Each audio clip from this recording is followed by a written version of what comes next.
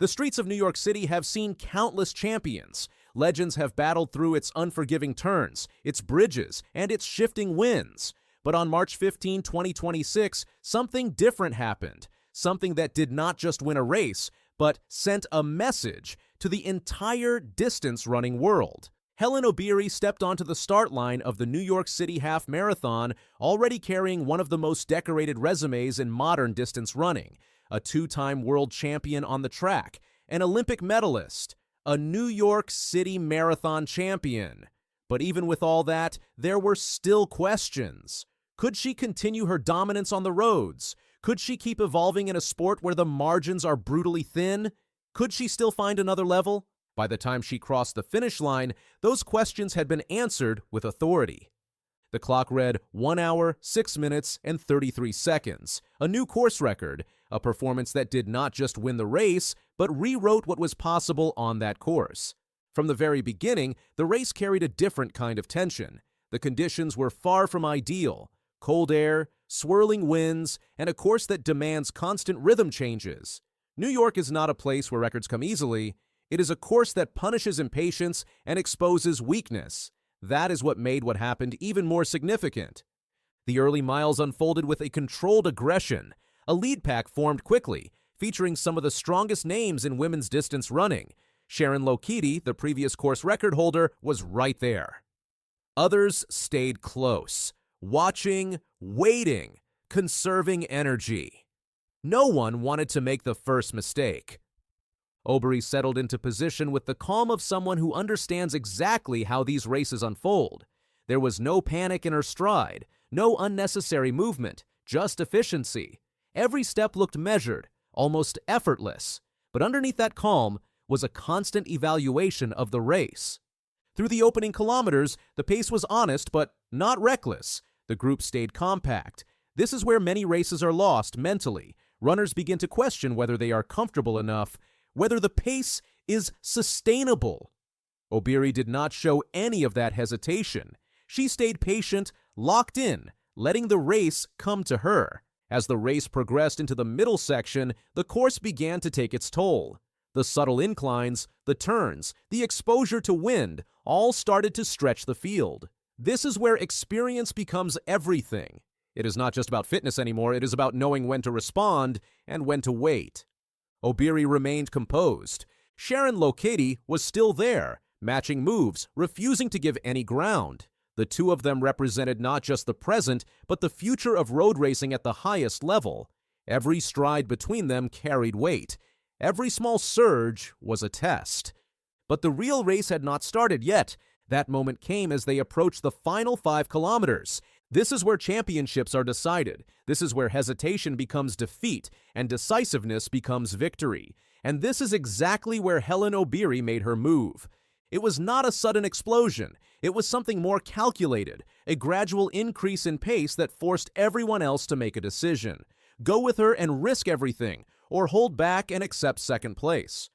That is what makes elite racing so ruthless. The move itself is only part of it. The pressure it creates is what breaks competitors. Obiri's stride began to open up. The rhythm changed. The efficiency remained, but the intent was now clear. She was no longer reacting to the race. She was controlling it. Lokedi tried to respond. For a moment, it looked like the gap might not grow. But then, step by step, meter by meter, the separation began. This is where fitness meets psychology. When a runner starts to drift away, even slightly, it forces doubt into the minds of those chasing. Is the pace too fast? Is there enough left to close the gap? Every second of hesitation makes the gap wider. Obiri never looked back. Through the final miles, she extended her lead with the confidence of someone who knew exactly what she was doing. Her form stayed intact. No signs of strain. No loss of coordination. Just controlled power. The streets of New York, lined with spectators despite the cold, became the stage for a performance that was both dominant and precise. By the time she entered the final stretch, the race was already decided. She crossed the line in 1:06:33, a new course record, a clear victory, and more importantly, a statement. Behind her, Sharon Lokedi finished in 1:07:10, a strong performance in its own right, but on this day, it was not enough. The gap told the real story. This was not just a win, it was separation at the highest level. What makes this performance stand out is not just the time, it is how it was executed.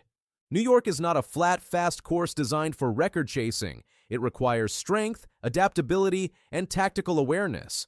Obiri showed all of that. She did not rely on one aspect of her ability. She combined everything, and her aerobic capacity allowed her to maintain a high pace deep into the race. Her experience allowed her to stay patient when others might have forced the pace too early, and her tactical intelligence allowed her to choose the exact moment to strike. That combination is what separates great runners from dominant ones. This race also fits into a much bigger picture.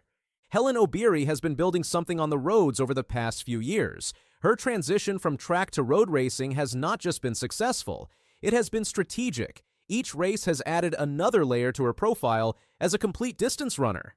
Winning the New York City Marathon was one statement. Following it up with a course record in the NYC Half is another. It shows consistency at the highest level. It shows that her success is not dependent on one type of race or one set of conditions. She can adapt, she can win in different environments, and she can do it against the best in the world. That is what makes her so dangerous, moving forward. Looking ahead to the rest of 2026, this performance positions Obiri as one of the central figures in global road racing. Whether it is major marathons or other high-profile half marathons, she will not just be a participant.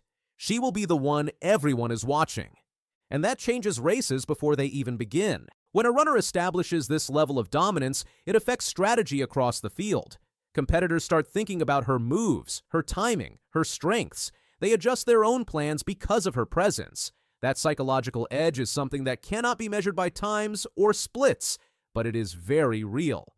Another important aspect of this race is what it says about the current level of women's distance running. The depth is incredible. The margins are small. The competition is relentless.